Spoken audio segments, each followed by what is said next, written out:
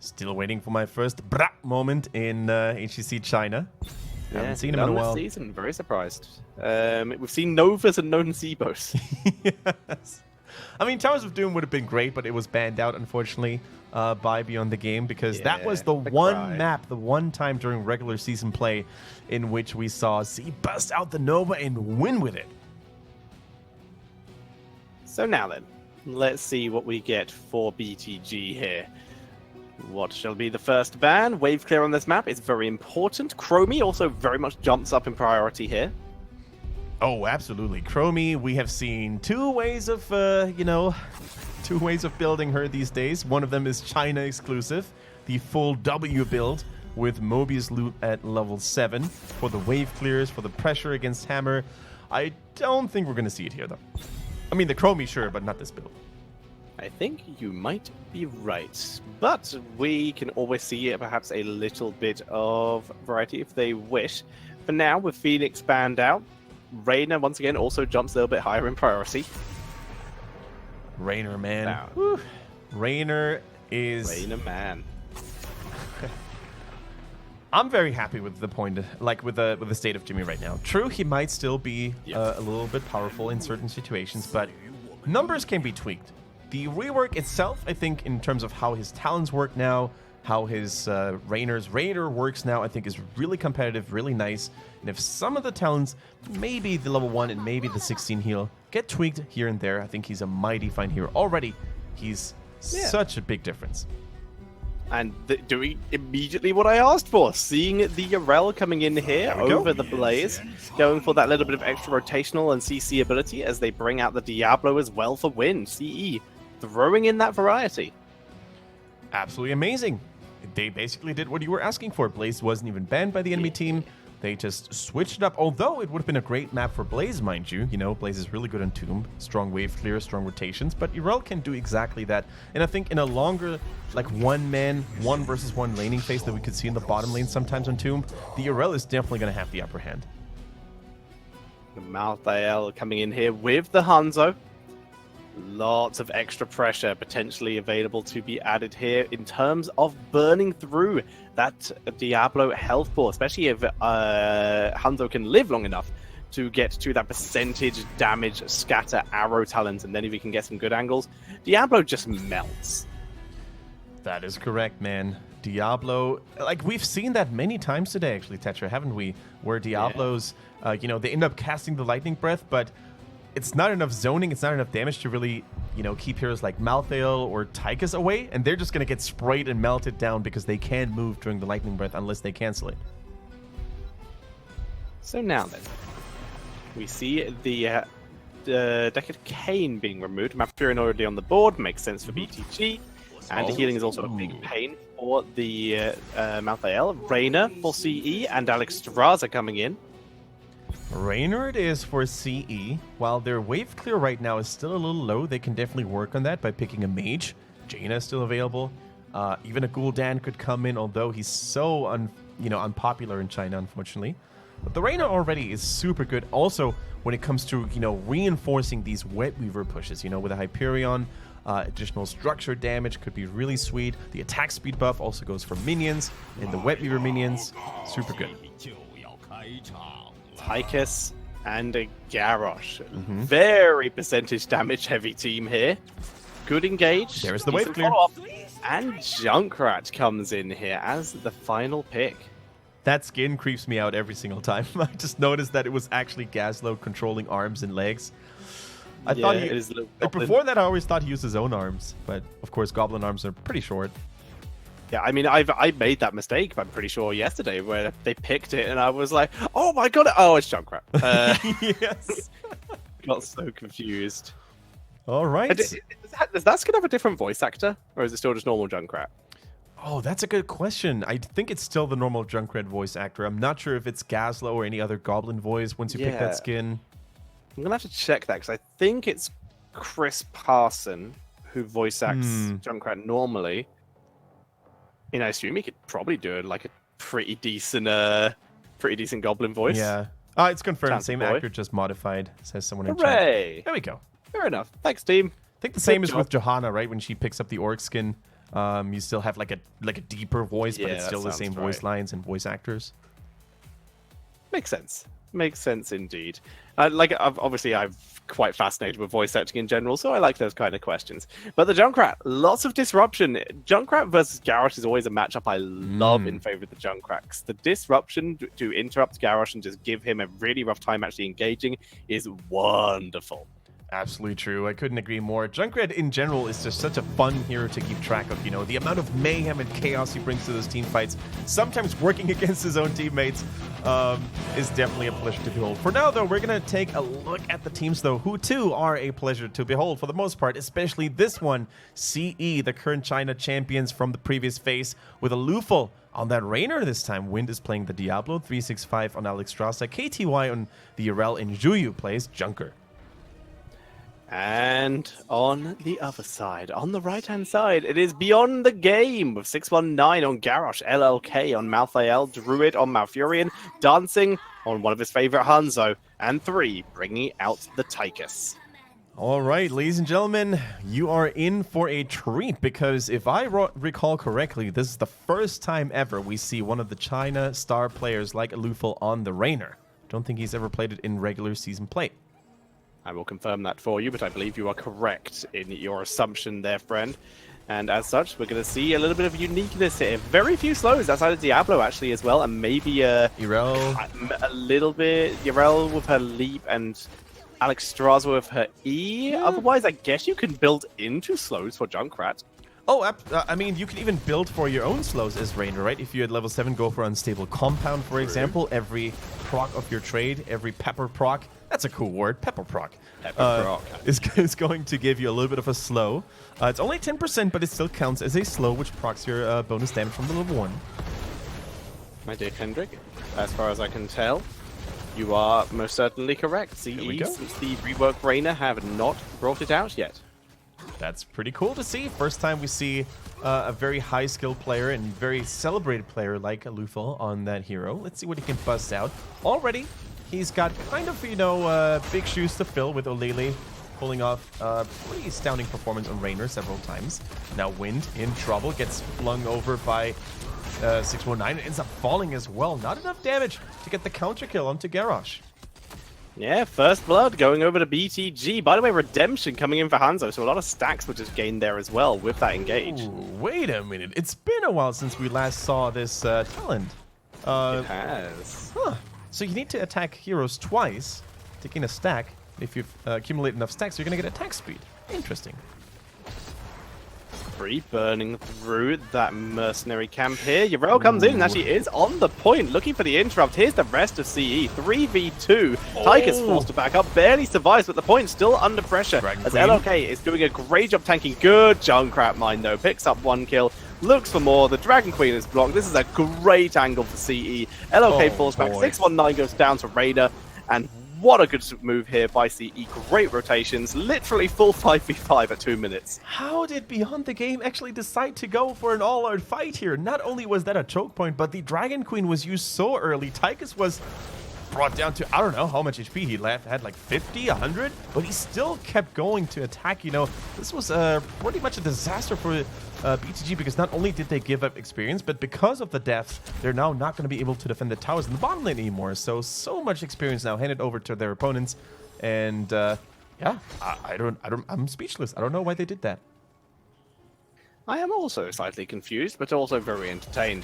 So we see a good toss onto Wind, who is once again in trouble. Round 2, lovely Roots. Gets a nice overpower onto 619, so he takes a bit of tower damage, but that's another kill on Diablo. And Junkrat goes down to Dancing. 1v1 me. All right, the Overwatch duel in favor of Hanzo. And with this build, you know, people might laugh at it. People might say, you know, this is not really the meta anymore. You always go for a simple geometry, right?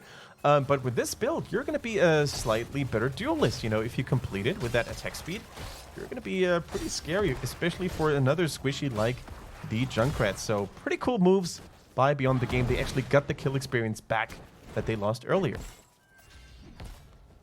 So now, KTY, Mounts up again. He's got 9 gems. A couple of gems, I believe, were dropped by CE with that kill onto Junkrat especially. Yeah. So that's going to be quite annoying. Neither team have enough for a turn in yet, though, so it's not so much of a big deal. They're holding it pretty even.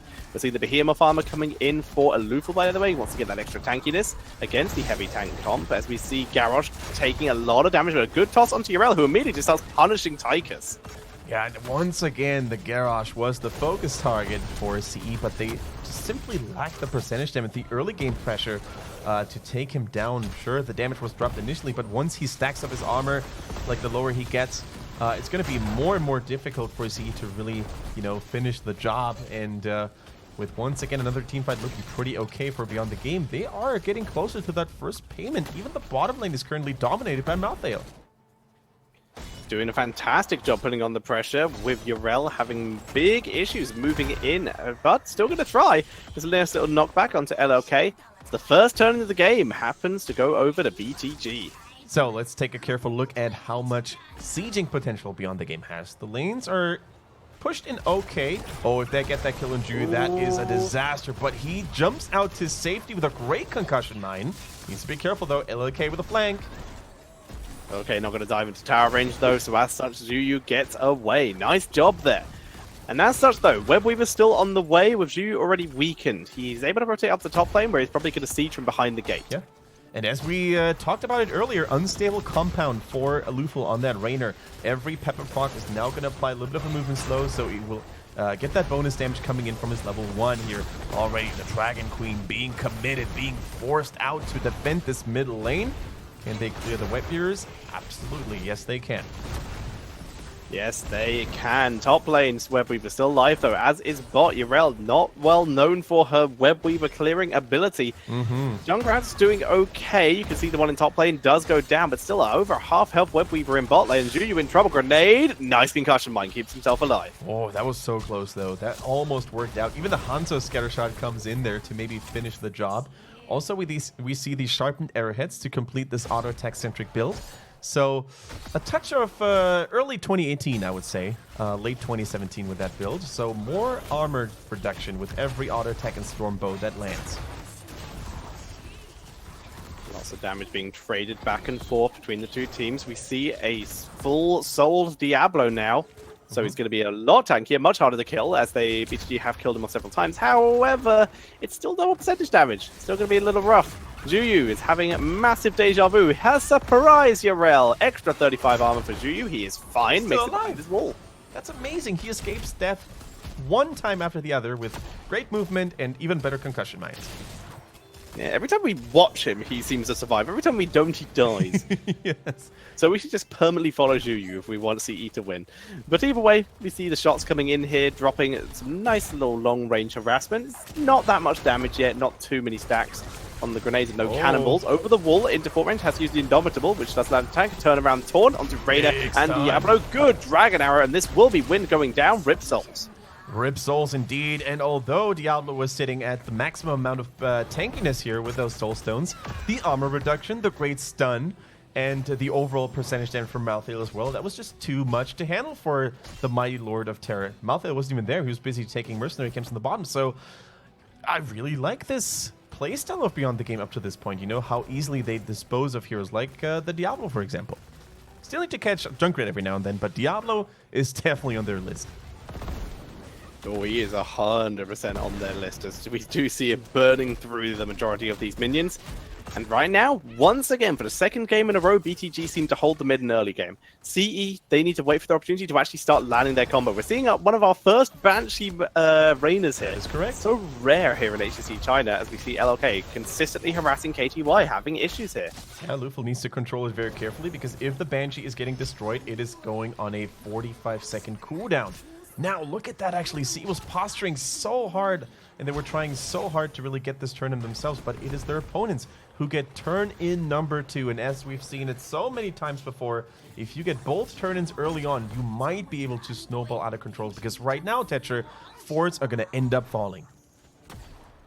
Yeah, with top fort basically being a foregone conclusion, Yrel's trying to meet it in lane and begin burning it down, but she does not have the clear speed to prevent that fort from dying, especially with Hanzo coming up to assist this. Dragon Queen burned very early in the mid lane. This is where the main defense of CE will be happening. They know that that bot might clear up itself with the help of Junkrat. Top is almost certainly going to die, so this is the full commitment for them. And look at Diablo. I think Wind by now is much more conservative on how he engages those team fights. The Livebinder is here, but still, if that percentage damage comes in through with the last rites early on the Mouthdale, he could be a goner yet again, and they cannot afford to lose anyone. Beautiful stutter stepping, by the way, by Lethal, dodging most of the abilities, especially Garrosh's combo. Did not land this time around. Garrosh, speaking of being, he drops dangerously, though. That's still allowing them to back up, though. Garrosh tanky enough thanks to his armor. So it's not so bad, and that's going to be all 3 forts falling. Big XP lead, level 13 now available for BTG. And see, they really need to start getting these turn-ins, because they are starting to hold on to a fair amount of gems. Zhuyu needs to leave. Concussion Mine will be the assistance there. See here, doesn't actually make it over the wall, so dangerous. Yeah. BTG, they let him go. They let him go for now. They're still not 13. I'm not sure if Wind should try to force this out. They have vision because of the Banshee, but Wind is actually isolated yet again and gets executed immediately. Riptire was pretty good for some counter damage, but BTG tanking through it. Druid grenade off the wall, deflects, Livebinder on a loophole, but he is just getting absolutely focused. That's 20-something gems he just dropped. Yeah, they still have enough in their pockets to get that turn in, so that is very crucial. That is very important for CE. They ended up losing the mercenary camp, though, and they also lost 2 members. Now, I struggle to justify this engagement when 13 was so close, right? And the way they engaged also didn't look very coordinated, did it? It didn't. To be fair, the 13 would not be that close if they hadn't killed Val. That is correct.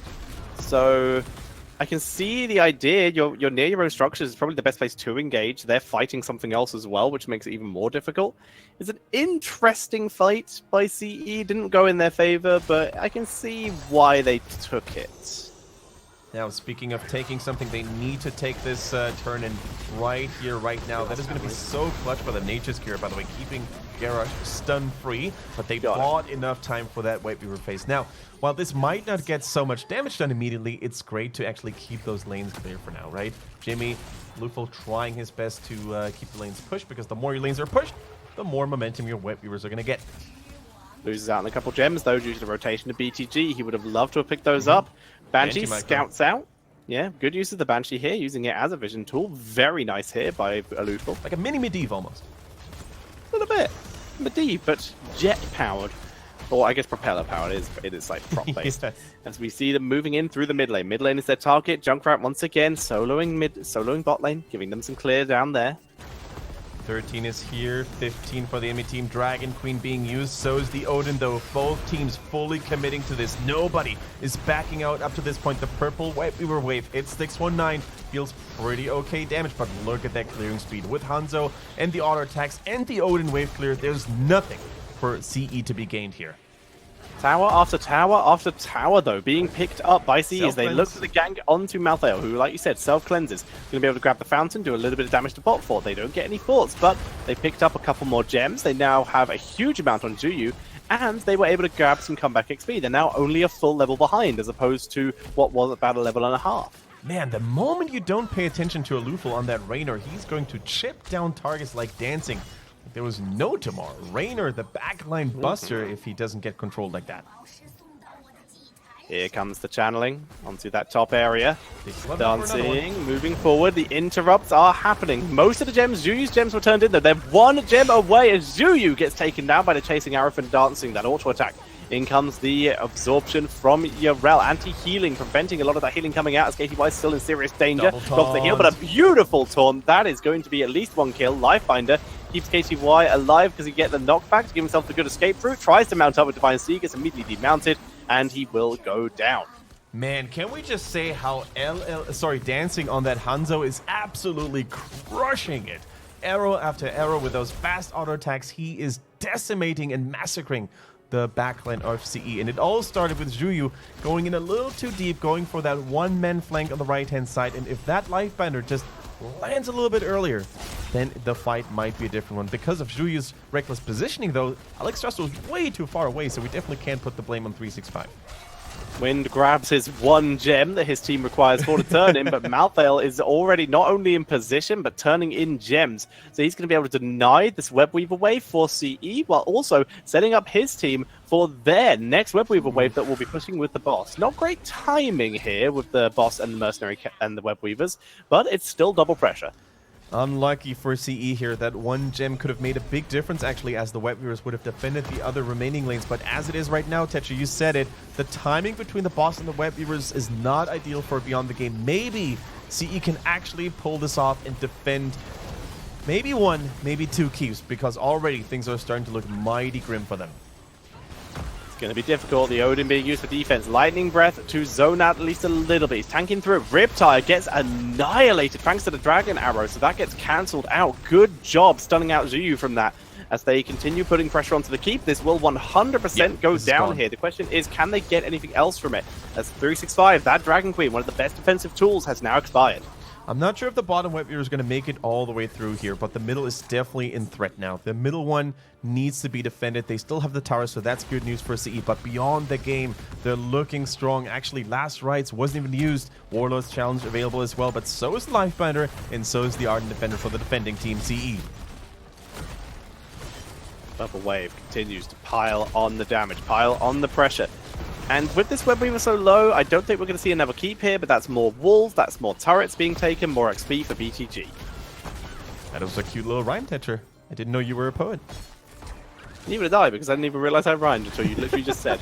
As we see the pressure, Webweaver will die, but it's already set up a fair amount of spiders, so they will tank at least a couple tower shots, and it looks like both towers will go down again. Actually, only one tower goes down.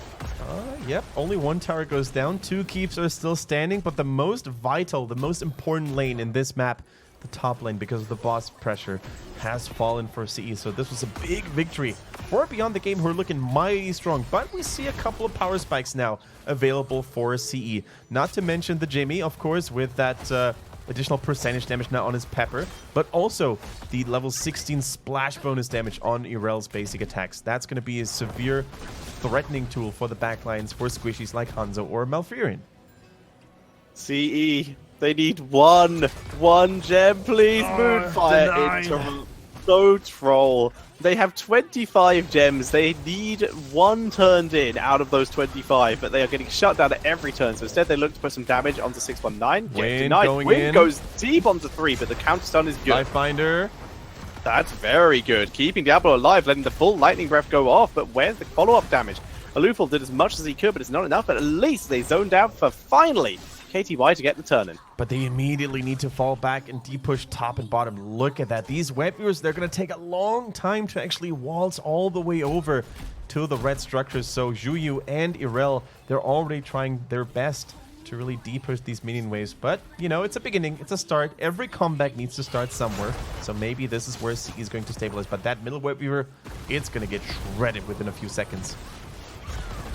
They're trying to burn it. They're trying to protect it. Yeah, they are putting a lot of bodies with this. Looks like Alufal's, Zuyu's actually going to join them this time instead of zoning from afar. And this might actually allow them to grab their first fort. But here comes a defensive Odin.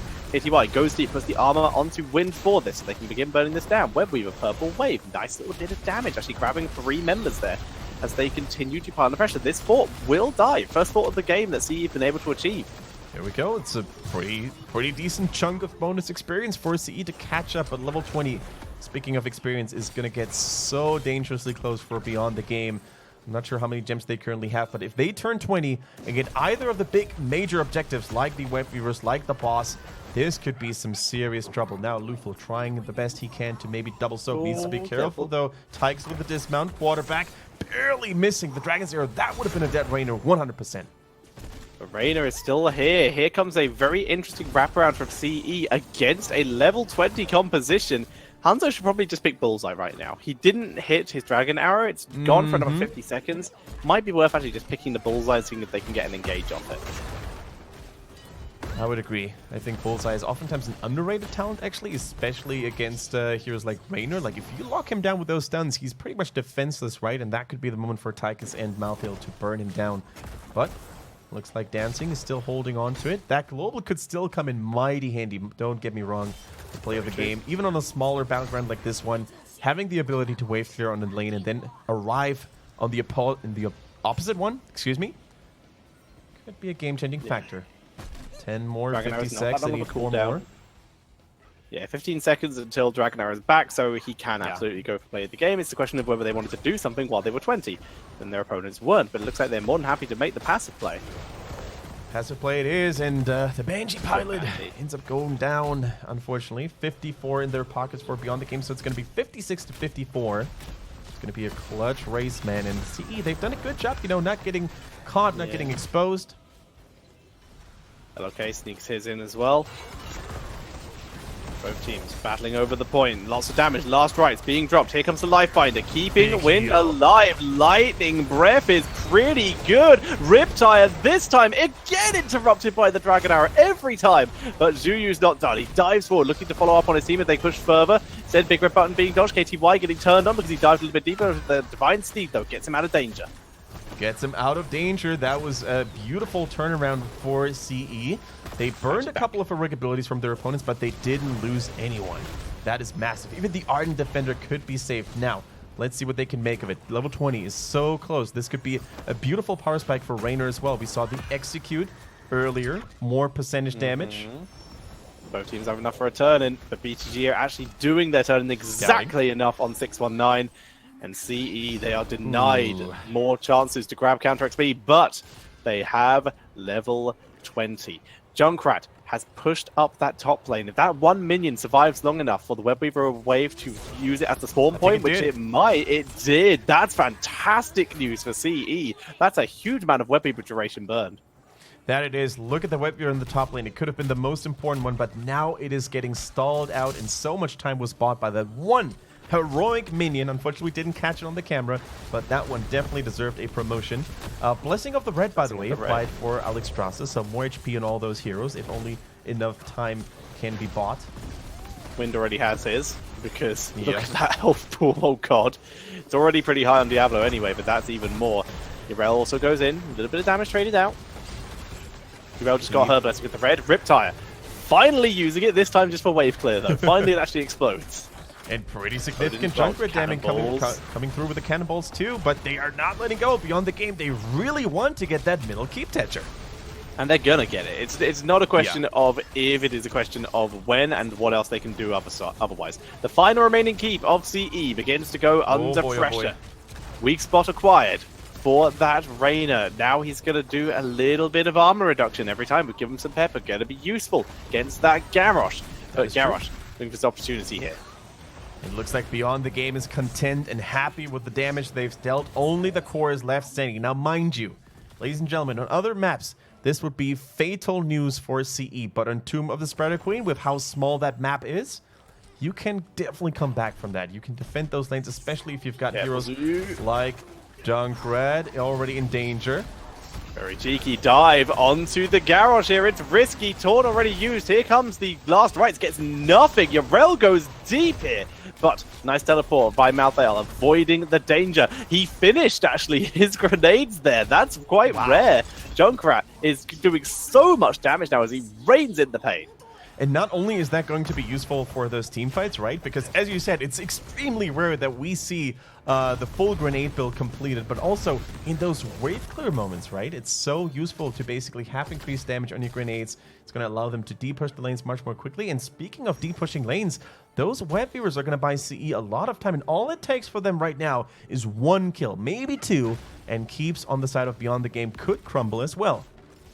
Taste for explosions, plus endless nades, plus cannonballs. Junkrat is now a consistent sieging machine. He's a pirate. You can see the big red button is pulled out here just for the wave clear, just to burn out this Webweaver. As CE, they're not willing to fight. They're very willing to posture and wait to see if they can catch someone out of position. LOK was pretty far forward, but the rest of the team's already rotated there. As you said, the big red button with those improved AoE damage tools is going to make fine work of those Webweavers.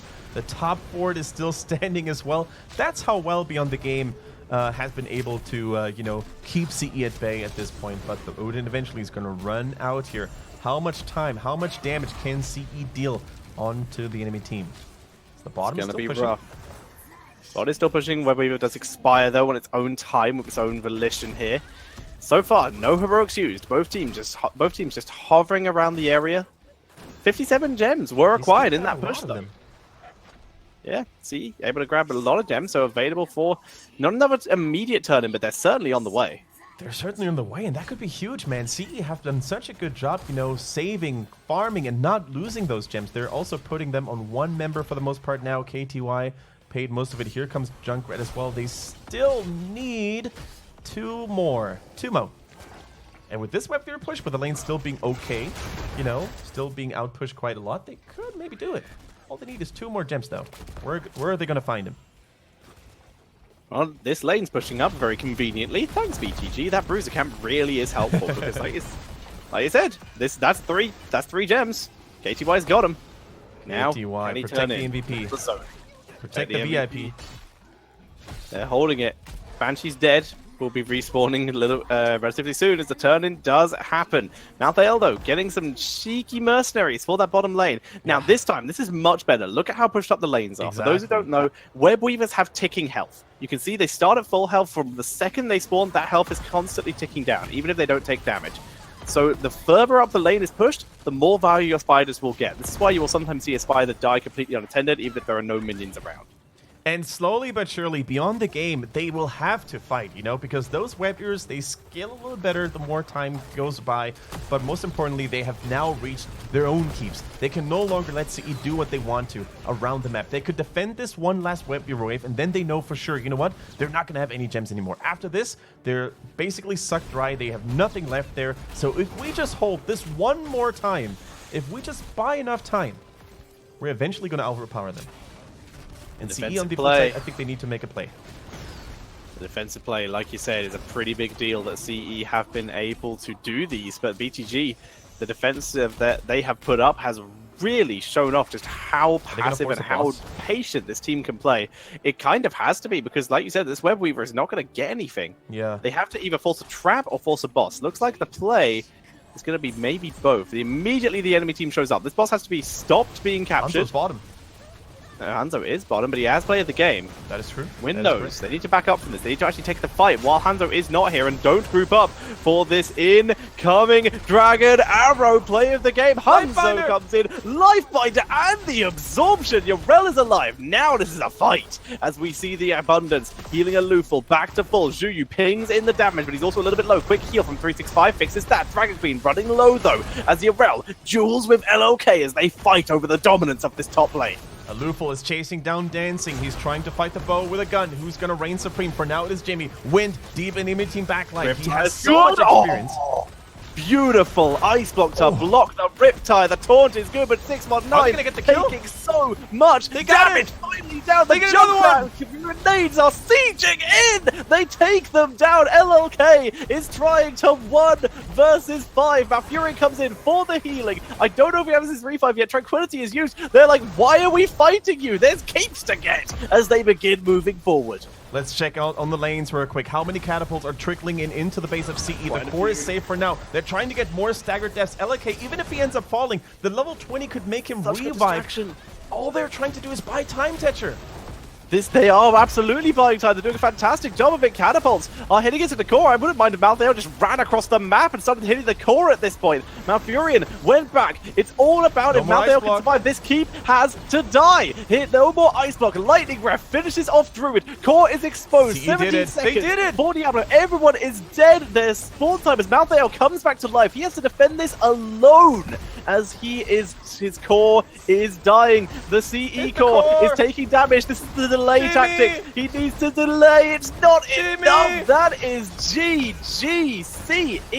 Take game number 3. Wow. 41% on their core from the catapults.